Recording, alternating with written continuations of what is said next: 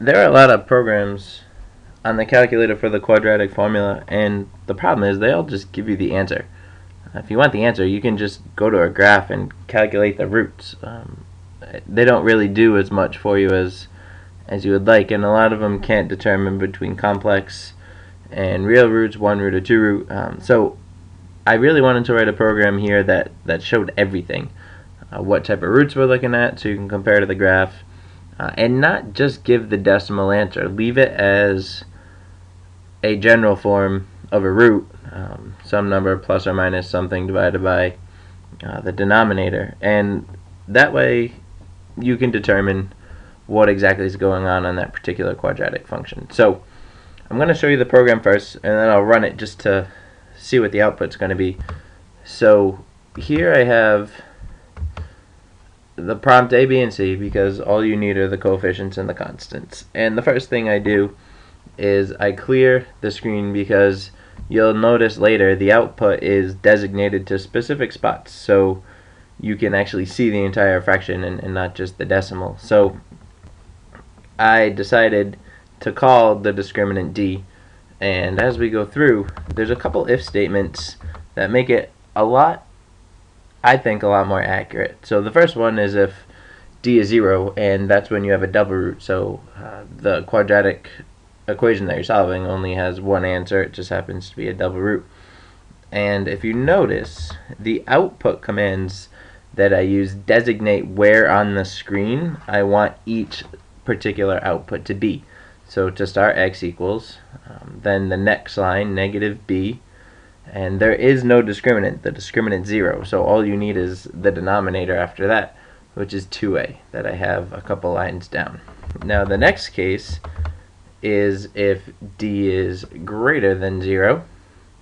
In this particular case, we have two roots, we have two x-intercepts, so what ends up happening is the same thing as before. On the fifth line I want x equals, the sixth line negative b, but here I left the plus or minus the square root because I want to see the whole general form of the roots.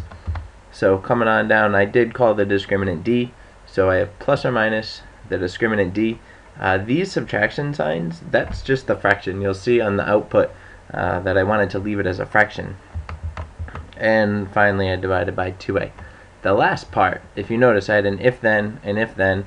Now this is the last possible option.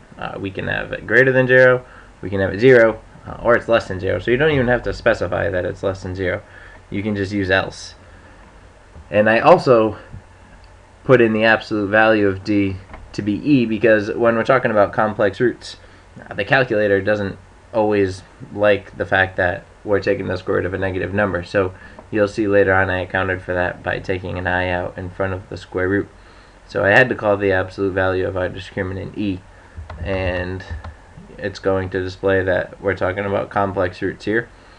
And again, x equals negative b plus or minus I times the square root. So you can see right here I accounted for the imaginary number out front by taking out the I. Now inside the square root I just put the positive number because we took the absolute value of d and called it e. I just want the square root of that number. The subtraction signs, again, they're there for your fraction bar and divided by 2a. So if we look really quick at what the output's going to be, I'll just use the difference of squares for two real roots. So 1x squared plus 0x minus 4. So that's a parabola just translated 4 units down. And we get 0 plus or minus the square root of 16 over 2. So square root of 16 is 4, plus or minus 4 over 2, which gives you the roots of plus or minus 2. The next option would be if there happens to be one root. So I'll do 1x squared minus 4x and plus 4. And there should be just one double root here, and there is the double root, just 4 over 2. It just happens to be 2. And the last thing is if it happens to be complex roots, and I'll do a sum of two squares, so just 1x squared plus 4 this time, so that way it's a parabola translated 4 units up. So 1x squared plus 0x plus 4, and it specifically states complex roots, and here they are, plus or minus I times the square root of 16 over 2.